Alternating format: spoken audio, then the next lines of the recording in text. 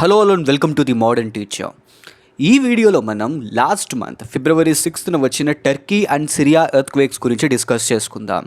కానీ only Turkey and Syria earthquakes అనే కాన్సెప్టే కాకుండా అసలు ఎర్త్క్వేక్స్ ఇన్ జనరల్గా ఎలా ఫామ్ అవుతాయి, ఇలాంటి వాటి గురించి ఈ వీడియోలో అర్థం చేసుకుందాం. But before diving into the video, here is a small request. If you are new to the channel and if you haven't subscribed yet, please do subscribe and share my channel and share this video with all your family and friends.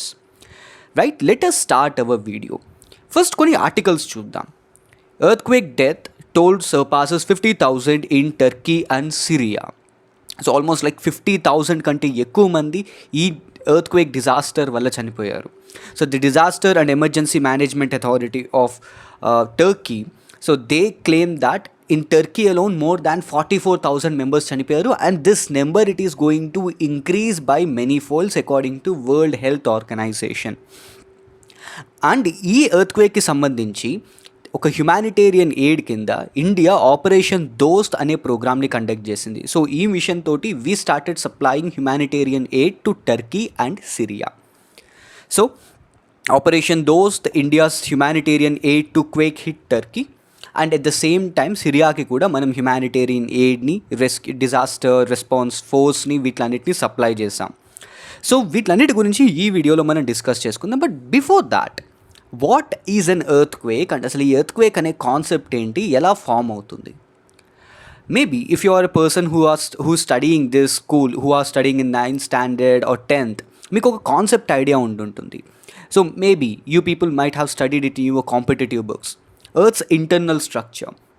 ఎర్త్ని ఇంటర్నల్గా చూసినప్పుడు we are having something called crust, mantle and core. కోర్ని మళ్ళీ మనం 2 parts కింద divide చేస్తాం, inner core and outer core.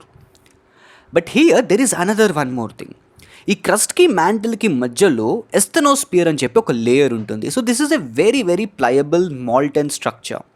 ఇక్కడ అన్ని racks అన్నీ కూడా మాల్టెన్ సెమీ లిక్విడ్ స్టేట్లో ఉంటాయి. ఇప్పుడు ఈ ఎర్త్క్వేక్స్ అన్నిటికీ మేజర్ కాజ్ ఈ ప్లేస్లో జరిగే ఒక conventional current.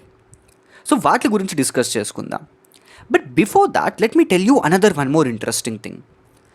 When we look at a world map, మనం వరల్డ్ మ్యాప్ని చూసిన వెంటనే మనకి ఫస్ట్ 7 continents అండ్ 5 oceans కనిపిస్తాయి. But in general world arrangement అలా ఉండదు. అది కాంటినెంట్స్ అండ్ ఓషన్స్ అనేది మన కన్వీనియన్స్ కోసం క్రియేట్ చేసుకుంది. But in general the world is divided into plates. వరల్డ్ని ప్లేట్స్ కింద డివైడ్ చేశారు. ఒరిజినల్ స్ట్రక్చర్లో వరల్డ్ అంతా ప్లేట్స్ కింద డివైడ్ అయి ఉంటాయి. Major plates and minor plates కింద డిఫరెంట్ ప్లేట్స్ ఉంటాయి. సో ప్లేట్ అంటే ఏంటి? It is both continental and oceanic crust ఉన్న ఒక పెద్ద ల్యాండ్ మాస్. సో ఈ ప్లేట్స్ కొన్నిసార్లు కొలైడ్ అవుతాయి, కొన్ని ప్లేట్స్ ఒకదాని నుంచి ఒకటి డిఫరెంట్గా విడిపోతూ ఉంటాయి. సో ఇప్పుడు మనం పిక్చర్లో చూసామనుకోండి, we are having divergent plates. So ఇదొక ప్లేట్ అనుకున్నప్పుడు these 2 plates they are moving away from each other. So వీటిని మనం డైవర్జెంట్ ప్లేట్స్ అంటాం. So plates 2 opposite direction, different డైరెక్షన్స్లో విడిపోతూ ఉంటాయి. Then we are having something called convergent plates. ఎప్పుడైతే 2 plates ఒకే single point దగ్గరకు వచ్చి కొలైడ్ అవుతున్నాయో ఈ ప్లేట్స్ని మనం కన్వర్జెంట్ ప్లేట్స్ అని అంటాం. Let me give you an example for that. Eurasian plate and Indian plate, ఆ 2 plates కొలైడ్ అయినప్పుడు మనకి హిమాలయాస్ అనేవి రైజ్ అయ్యాయి. మనం ఈ పిక్చర్లో కూడా చూడొచ్చు same thing. So when Indian plate, when it collided with the Eurasian plate, so there is an upliftment in the land and that is what our Himalayas are. So ఇలాగ మనం ప్లేట్స్ని డైవర్జెంట్ అండ్ కన్వర్జెంట్ ప్లేట్స్ కింద divide చేస్తాం. So ఈ convergent plate activity అవుతున్నప్పుడు, అంటే ఎప్పుడైతే ఒక 2 plates కొలైడ్ అవుతున్నాయో ఆ ప్లేస్లో మనకి ఈ ఎర్త్క్వేక్స్ అనేవి ర్యాంపెంట్గా ఉంటాయి. నా అసలు ఈ ప్లేట్ మూమెంట్కి మేజర్ రీజన్ ఏంటి? What is moving these plates? What is the responsible factor? What is the force that is making these plates to move, that is enabling these plates to move? So that is these convectional currents. నేను మీకు ఇందాక చెప్పాను crust, mantle, core. కానీ ఈ క్రస్ట్కి మ్యాంటల్కి మధ్యలో after the crust ఒక 100 kilometers తర్వాత మనకి ఎస్థెనోస్పియర్ అని చెప్పి ఒక లేయర్ ఉంటుంది. And that is the most important layer for our discussion. ఈ ఎస్థెనోస్పియర్లో మనకి కన్వెక్షనల్ కరెంట్స్ ఉంటాయి. Because most of the rocks that are present in this area అవి జనరల్గా రేడియో యాక్టివ్ రాక్స్ కాబట్టి, రేడియో యాక్టివ్ మినరల్స్ కాబట్టి ఇక్కడ అవి ఎనర్జీని జనరేట్ చేస్తూ ఉంటాయి. And because of that what is happening, so దానివల్ల ఇక్కడ మనకి కన్వెక్షనల్ కరెంట్స్ జనరేట్ అవుతున్నాయి. సో ఈ కన్వెక్షనల్ కరెంట్స్ ఎలా మూవ్ అవుతాయో చూద్దాం. So this is convectional current. So ఇక్కడ మనం ఈ జిఫ్ ఇమేజ్లో ఏం చూస్తున్నాం, here the molten magma it is moving in a specific direction. So ఇలాగా ఒక ప్లేట్ కింద ఎప్పుడైతే కన్వెక్షనల్ కరెంట్ మూవ్ అవుతుందో ఆ కన్వెక్షనల్ కరెంట్ డైరెక్షన్కి తగ్గట్టు ఆ పైనున్న ప్లేట్ కూడా, పైనున్న క్రస్ట్ పార్ట్ కూడా మూవ్ అవ్వడం స్టార్ట్ అవుతుంది. సో ఫర్ ఎగ్జాంపుల్ ఈ జిఫ్లో మనం కన్వెక్షనల్ కరెంట్ని ఈ డైరెక్షన్లో మూవ్ అవుతున్నట్టు చూస్తున్నాం. సో దాట్స్ వై ఇది ఈ డైరెక్షన్లో మూవ్ అవుతుంది అండ్ ఇది ఈ డైరెక్షన్లో మూవ్ అవుతుంది. So that's why this plate will move in this direction. So దానివల్ల ఏం జరుగుతుంది, ఈ ప్లేస్లో, ఈ మిడిల్ ప్లేస్లో ఈ కన్వెక్షనల్ కరెంట్ యాక్షన్ వల్ల ఈ టూ ప్లేట్స్ టూ డిఫరెంట్ డైరెక్షన్స్లోకి స్ప్లిట్ అవుతాయి. అలాగే ఒక డైవర్జెంట్ ప్లేట్ క్రియేట్ అవుతుంది. So these convectional currents they play a vital role in these earthquakes. ఈ ఎర్త్ క్వేక్స్ మేజర్ రీజన్ ఏంటి, ఈ ఎర్త్ క్రస్ట్ కింద ఉన్న ఎస్థెనోస్పియర్లో జరిగే ఈ కన్వెక్షనల్ కరెంట్స్ వల్ల. So these convectional currents they are responsible for the earthquakes. నా ఈ ఎర్త్ క్వేక్స్ వచ్చేటప్పుడు కూడా మనకి వచ్చే వేవ్స్ని సీసమిక్ వేవ్స్ అంటాం వాటిల్ని. మనం ఆ వేవ్స్ని టూ టైప్స్ కింద క్లాసిఫై చేస్తాం. One is called body waves, ఈ బాడీ వేవ్స్లో మళ్ళీ మనకి P waves and yes waves అని ఉంటాయి, primary waves and secondary waves. ఈ పీ వేవ్స్ అనుకోండి, ఇవి అన్ని మీడియమ్స్లో, సో ఇక్కడ అన్ని మీడియమ్స్ అంటే సాలిడ్స్ అండ్ లిక్విడ్స్, ఈ బోత్ మీడియమ్స్లో కూడా ఈ పీ వేవ్స్ అనేవి ట్రావెల్ అవుతాయి. ఈ బాడీ వేవ్స్ అంటే ఇన్ జనరల్గా ఎర్త్ క్వేక్ వచ్చిన వెంటనే ఇమీడియట్గా వచ్చే వేవ్స్ని బాడీ వేవ్స్ అంటాం. ఈ బాడీ వేవ్స్లో మళ్ళీ మనకి టూ థింగ్స్ ఉన్నాయి, one is P wave and the other one is S wave. So when you look at these S waves can travel only in solids, but P waves అనేవి both solids and లిక్విడ్స్లో కూడా move అవుతాయి. అందుకే ఇప్పుడు మనం tsunami effect చూసామనుకోండి, tsunamis are generally because of these P waves. And these another one more destructive waves that we are having is surface waves. ఈ surface వేవ్స్లో మళ్ళీ మనకి టూ టైప్స్ ఉన్నాయి, one is called love wave and the other one is called Rayleigh wave. So surface waves and body waves. So body వేవ్స్కి సర్ఫేస్ వేవ్స్కి ఉన్న major difference ఏంటి, ఈ బాడీ వేవ్స్ అనుకోండి అంటే పీ వేవ్ ఎస్ వేవ్ అనుకోండి, ఇవి ఎర్త్స్ ఇంటీరియర్ పార్ట్లో కూడా వెళ్తాయి. వేర్ దీస్ సర్ఫేస్ వేవ్స్ ఇవి ఓన్లీ ఎర్త్ సర్ఫేస్ మీదే మూవ్ అవుతాయి. అండ్ ఈ waves these are more destructive. ఇవి బాడీ వేవ్స్ కంటే hundreds of times destructive and ఇవి రిపెల్ని క్రియేట్ చేస్తాయి అన్నమాట. సో సునామీ కాజింగ్లో ఈ సర్ఫేస్ వేవ్ అనేవి మేజర్ ఇంపార్టెంట్ రోల్ ప్లే చేస్తాయి. So these are few basic things that we need to no.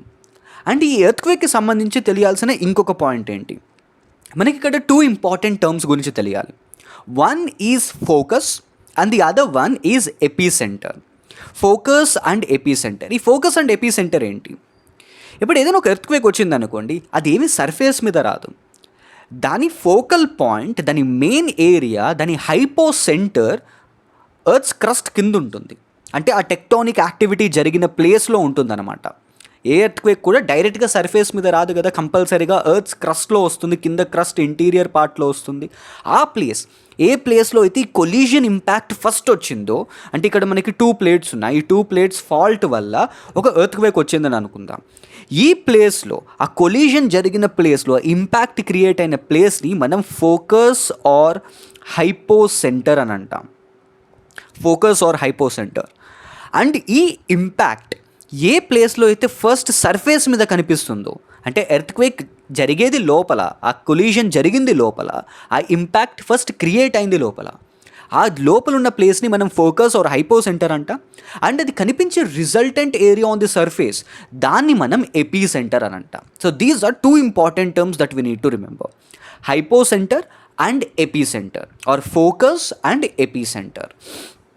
నా ఇప్పుడు దీనికి సంబంధించిన మేజర్ ఇంపార్టెంట్ థింగ్ చూద్దాం. When we look at the world, we divided this world into different plates. మనం వరల్డ్ని different plates కింద divide చేసాం. We classified it into Eurasian plate, Asian plate, Indo-Australian plate. Now this Indo-Australian plate is getting splitted away. We are having Indian plate and Australian plate, Antarctic plate, African plate, Arabian plate. So in this manner, we divided our world into different major and minor plates. So ఈ ప్లేట్స్లో మనకి ఈ particular Turkey రీజన్ని చూసినప్పుడు this Turkey country it is located in the tri junction of 3 most important plates. So మన డిస్కషన్కి చాలా important ఇవి. So this is Turkey, ఈ place Turkey. So ఈ Turkey అనేది 3 ప్లేట్స్ మధ్య ట్రై జంక్షన్లో ఉంది. So one is Eurasian plate, the other one is African plate, the other one is Arabian plate. Now let me tell you one more thing here. This Eurasian plate, it is moving in north direction. African plate is also moving in north, Arabian plate is also moving in north. So ఈ particular ప్లేట్కి ఏమవుతుందంటే ఈ ప్లేట్ని మనం ఈ టర్కీలో ఉన్న ప్లేట్ని Anatolian tectonic black అని అంటాం. ఓకే, ఇది అనాటోలియన్ ప్లేట్. సో ఈ అనాటోలియన్ ప్లేట్ అనేది Eurasian plate, African plate and Indian plate మధ్య శాండ్విచ్ అవుతుంది. So it is getting stuck, it is getting sandwiched between Eurasian plate, African plate and Arabian plate. So ఈ 3 plates మధ్య ఉండడం వల్ల, ఈ try జంక్షన్లో ఉండడం వల్ల this place is highly vulnerable to earthquakes. So this is highly earthquake prone region. So అందుకు ఈ ఏరియాస్లో ఎర్త్క్వేక్స్ కంటిన్యూస్గా వస్తున్నాయి. And this is not the first time టర్కీలో, సిరియాలో ఎర్త్క్వేక్ రావడం. This is not the first time. కానీ ఇంత మేజర్ ఇంటెన్సిటీ తోటి, ఇంత గ్రేట్ మ్యాగ్నిట్యూడ్ తోటి రావడం లాస్ట్ 100 yearsలో ఇదే first time. So that's why the disaster was in a huge number. నా ఈ ప్లేస్లో యాజ్ వి జస్ట్ డిస్కస్డ్, ఈ ఎపీ సెంటర్ గురించి డిస్కస్ చేసాం కదా, ఈ ఎపీ సెంటర్ వచ్చేసి గాజియంటెప్ అనే ప్లేస్లో వచ్చింది. So here you can see this thing, this is Turkey and this is Syria. So both టర్కీలో మోస్ట్ ఆఫ్ ది పార్ట్ ఈ ఎర్త్క్వేక్ వల్ల ఇంపాక్ట్ అయింది. అండ్ ది నదర్న్ పార్ట్, పర్టికులర్గా north western part of Syria కూడా దీనివల్ల మేజర్గా impact అయింది, right? And here if you see the map, so most of the southern part of Turkey, south eastern part of Turkey, so this part, and the northern part, north western part of Syria got greatly impacted by this earthquake. And here you can see the pictures. So ఈ disaster ఏ స్కేల్లో ఉంది, ఆ intensity, ఆ మ్యాగ్నిట్యూడ్ని ఈ pictures చూస్తే సరిపోతుంది. And so if you look at this, let us talk about what happened on 6th of February. So first earthquake almost like 7.8 magnitude tho ochindi, and after that within few hours there was one more earthquake with a magnitude of 7.5 magnitude. So 7.5 on the Richter scale magnitude toti ee 2 earthquakes vachi, and immediately it is followed with one more earthquake with 6 and then with 5. Ala continuous ga different earthquakes almost like oka week vastune unnai complete ga. And మనం ఈ Richter scale గురించి చూసేటప్పుడు ఈ ఎర్త్క్వేక్స్ని మనం minor, light, moderate, strong, major and great earthquakes కింద classify చేస్తాం. And what is the instrument that is used to measure the earthquakes magnitude earthquake మ్యాగ్నిట్యూడ్ని మెజర్ చేసే ఇన్స్ట్రుమెంట్ ఏంటి? Richter scale. సో రిక్టర్ స్కేల్ని యూజ్ చేసి ఎర్త్క్వేక్ మ్యాగ్నిట్యూడ్ని మనం decide చేస్తాం. So if the Richter scale it is at 3 కంటే తక్కువ ఉందనుకోండి, దాన్ని minor earthquake, 4 light, 5 moderate, 6 strong, 7 major, 8 greater. So great earthquake. So ఇలాగ మనం ఈ ఎర్త్క్వేక్స్ని క్లాసిఫై చేస్తాం. అండ్ జనరల్గా ఏదైనా ఒక కోస్టల్ ప్లేస్లో ఎర్త్క్వేక్ మేజర్గా 8 కంటే క్రాస్ అయింది అనుకోండి మ్యాగ్నిట్యూడ్, వెంటనే అక్కడ సునామీ వార్నింగ్ ఇస్తారన్నమాట గవర్నమెంట్ వాళ్ళు. But when you look at this Turkey and Syria earthquake, ఇక్కడ most of the earthquakes around 7 magnitude తోటి ఉన్నా కానీ ఇవి కంటిన్యూస్గా మోర్ దాన్ 7 తోటి వచ్చాయి కాబట్టి ఇక్కడ డిజాస్టర్ అంత మ్యాసివ్ స్కేల్లో ఉంది.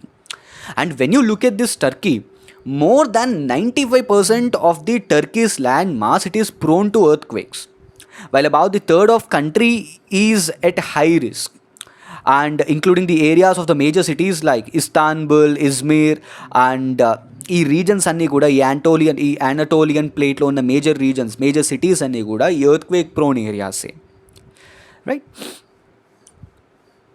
నౌ ఇక్కడ ఇంకొక మేజర్ థింగ్, లాస్ట్ ఒక ఈ ఎర్త్క్వేక్ వచ్చిన ఒక 15 days, ఒక 20 days, and even now it is continuing.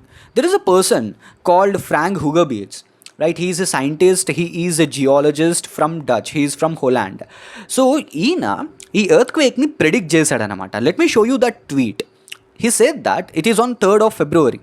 Sooner or later, there will be an earthquake with a magnitude of 7.5 in this region అని చెప్పి Turkey, central Turkey, Jordan, Syria, Lebanon ఈ ప్లేస్లో ఒక మేజర్ ఎర్త్క్వేక్ ఉంటుంది అని చెప్పి ఈయన ముందుగానే ఆన్ ఫిబ్రవరి 6th ఎర్త్క్వేక్ వచ్చింది. ఒక 3 daysకి ముందే ఈయన ప్రెడిక్ట్ చేశాడనమాట.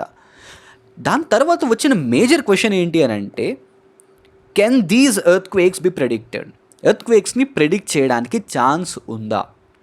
But let me tell you what this America's Geological Survey said. So ఈ United States of America's geological survey వాళ్ళు ఏం చెప్పారంటే, and this is not something that is new, ఈ ఎర్త్క్వేక్స్ ప్రిడిక్షన్ అనేది completely false. Earthquakes can be predicted. ఇప్పుడు tsunami ఉందనుకోండి, earthquakes magnitude ఒకవేళ 8 కంటే ఎక్కువ వచ్చింది అనుకోండి, సునామీ వార్నింగ్ ఇస్తారు and tsunami can be predicted. Cyclone ఉందనుకోండి, cyclone can also be predicted. అది ఏ పాత్లో వస్తుంది, ఎంత ఇంటెన్సిటీతో వస్తుంది, ఎక్కడ ల్యాండ్ ఫాల్ అవుతుంది, ఇవన్నీ ప్రెడిక్ట్ చేయొచ్చు. ఫ్లడ్స్ని కూడా ప్రెడిక్ట్ చేయొచ్చు. But predicting an earthquake is almost next to impossible. They said 3 important things. Earthquake ప్రిడిక్షన్లో 3 important things ఉండాలి. 1 is date and time, then the location, ఏ ప్లేస్లో పర్టికులర్గా ఎర్త్ క్వేక్ వస్తుంది, and what will be the magnitude. ఈ 3 things తెలిస్తేనే earth క్వేక్స్ని predict చేసినట్టు మనం చెప్పచ్చు. But it is almost next to impossible. No one can actually say ఎంత మ్యాగ్నిట్యూడ్ తోటి వస్తుంది, ఏ ప్లేస్లో వస్తుంది, ఏ పర్టికులర్ డేట్లో వస్తుంది అని చెప్పి. Because till date we don't know what is the reason behind the moment of this convectional currents. ఒక కన్వెక్షనల్ కరెంట్ ఎందుకు ఓన్లీ ఈ డైరెక్షన్లోనే, ఈ స్పెసిఫిక్ డైరెక్షన్లో మూవ్ అవుతుంది, ఎందుకు ఈ డైరెక్షన్లో మూవ్ అవ్వట్లేదు అని చెప్పి ఇప్పటివరకు చెప్పలేకపోయారు. So why Indian plate is moving towards north? Why Australian plate is moving towards east? So no one can actually say this thing. ఎందుకు ఈ ప్లేట్ మూమెంట్స్ ఓన్లీ ఈ డైరెక్షన్లోనే ఉన్నాయి, ఎందుకు ఈ కన్వెక్షనల్ కరెంట్స్ ఓన్లీ ఈ డైరెక్షన్లోనే మూవ్ అవుతున్నాయి? So no one can actually say this. So అందుకు ఎర్త్క్వేక్ ప్రిడిక్షన్ అనేది almost next to impossible. So let us move to the last part of our Turkey Syria earthquakes topic. ఇందులో మనం లాస్ట్లో discuss చేసుకోవాల్సింది ఏంటి అని అంటే ఆపరేషన్ దోస్త్. But before telling you about this Operation Dost, let me tell you the relations between India and Turkey. So Turkey, they changed their name, now it is called Turkey. So India ki Turkey ki madhya relation anta goppaga em ledu. The major reason for that is Turkey is a very very close ally to Pakistan. So Turkey and Pakistan rendu almost like all weather friends. And Turkey several times ఈ Pakistan and ఈ Jammu and Kashmir ఇష్యూని several times United Nations General అసెంబ్లీలో raise చేసింది. So that's why the relations between India and Turkey were not that great. But India it didn't look that any of these things. ఈ Turkey తీసుకొచ్చిన ఈ raise చేసిన ఈ Jammu and Kashmir issue కానీ different other ఇష్యూస్ని కానీ ఏవి మనసులో పెట్టుకోకుండా immediately government of India it issued humanitarian assistance to this earthquake affected Turkey. So దీనికి మనం పెట్టిన కోడ్ నేమే operation Dost. So if you see humanitarian assistance to Turkey, this is directly from the Twitter account of S Jaishankar, our minister of external affairs. So what are the things that we send to this Turkey? So self-contained personnel with the rescue units, National Disaster Response Relief Forces. So ఈ పర్సనల్ని equipment తోటి and dog squads ఈ రిబల్స్లో నుంచి ఈ పడిపోయిన డెబ్రీలో నుంచి, building డెబ్రీలో నుంచి evacuate చేసేలాగా మనం ఫోర్స్ని పంపించాం. And at the same time equipment that is required to do this evacuation and dog squads ఈ రెబల్లో నుంచి ఈ ఎఫెక్టెడ్ పీపుల్ని రెస్క్యూ చేసేలాగా, వాళ్ళని ఐడెంటిఫై చేసేలాగా డాగ్ స్క్వాడ్స్ని పంపించాం. And at the same time humanitarian assistance Turkey, another one more thing, 99 medical స్పెషలిస్ట్ని పంపించాం and 30 bed medical facility and x-ray machines, ventilators, operation theatres and even అంబులెన్స్ని కూడా మనం ఈ C-17 గ్లోబ్ మాస్టర్స్ తోటి ఎయిర్ లిఫ్ట్ చేసి పంపించాం. Then humanitarian assistance to Syria, not just this Turkey, even Syria got affected by this thing. So to be frank here, Syria is a country which remained in civil war for many years. So ఇప్పుడు అలాంటి కంట్రీలో earthquake రావడం, already ఈ country different sanctions and different other internal and external conflicts తోటి suffer అవుతున్న కంట్రీలో ఇప్పుడు మళ్ళీ ఎర్త్క్వేక్ వచ్చింది. So 6 tons of relief material, it includes the 3 trucks loaded with the general and the protective gear and emergency medicine, syringes and ECG machines, monitors and other essential medical items. వీటిలన్నిటిని మనం Turkey and సిరియాకి పంపించాం as a part of operation Dost. And here we need to understand another one more thing. హియర్ మనం government ఎక్కడ ఉద్దేశంలో పెట్టుకుని మనం ఈ హ్యుమానిటేరియన్ ఎయిడ్ని సప్లై చేయలేదు. Our complete motive was to help the people who are suffering in this earthquake. ఈ ఎర్త్ క్వేక్ వల్ల సఫర్ అయిన వాళ్ళందరికీ మనం డైరెక్ట్ బెనిఫిట్ చేసాం ఇక్కడ. And it gained huge popularity for our people.